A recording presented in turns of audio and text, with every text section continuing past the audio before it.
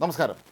നിയമസഭയിലെ കയ്യാങ്കളിയുമായി ബന്ധപ്പെട്ട് കോൺഗ്രസ് MLA-മാർക്ക് എതിരായ കേസ് ഹൈക്കോടതി റദ്ദാക്കി.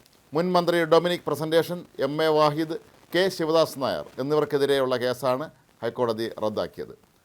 ഇടത് MLA-മാരായിരുന്ന KK ലതിക, ജമീല പ്രകാശം എന്നിവരുടെ പരാതിയിലാണ് കോൺഗ്രസ് MLA-മാർക്കെതിരെ കേസെടുത്തിരുന്നത്.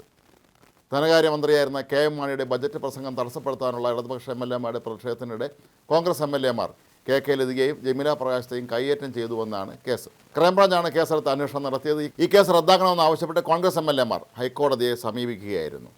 2015 ബജറ്റ് അവതരണത്തിനിടെയാണ് നിയമസഭയിൽ അസാധാരണമായ സംഭവങ്ങൾ നടന്നത്.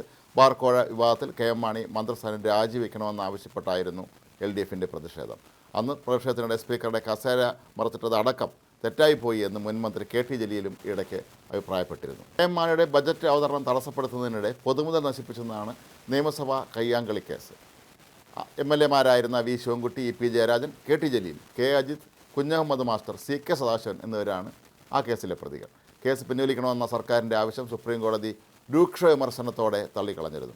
ആദ്യം തിരുവനന്തപുരം CJM കോടതിയാണ് സർക്കാരിൻ്റെ ആവശ്യം തള്ളിയത്. ഇതിൻ്റെ അപ്പീൽ തള്ളിയ സുപ്രീം കോടതി വിചാരണ നടത്താൻ നിർദ്ദേശിച്ചു. ഇതിന് പിന്നാലെ പ്രതികൾ അന്വേഷണ സംഘത്തിനെതിരെ ആരോപണവുമായി വിടുതൽ ഹർജികൾ നൽകിയിരുന്നു. പ്രധാന തെളിവായ ദൃശ്യങ്ങളുടെ ആധികാരികതയെ തന്നെ ചോദ്യം ചെയ്ത പ്രതികൾ കേസ് കെട്ടിച്ചമച്ചതാണെന്നും ചില നേതാക്കളെ മാത്രം തെരഞ്ഞുപിടിച്ച് പ്രതികളാക്കിയതാണെന്നും അന്ന് ആരോപിച്ചിരുന്നു. എന്നാൽ മാതൃകയാകേണ്ട ജനപ്രതിനിധികളിൽ നിന്ന് ഉണ്ടാകാൻ പാടില്ലാത്ത പ്രവൃത്തികളാണ് നിയമസഭയിൽ നടന്നതെന്നും പ്രതികൾ വിചാരണ നേരിടണമെന്നുമായിരുന്നു വിടുതൽ ഹർജികൾ തള്ളിക്കൊണ്ടുള്ള CJM കോടതിയുടെ ഉത്തരവ്.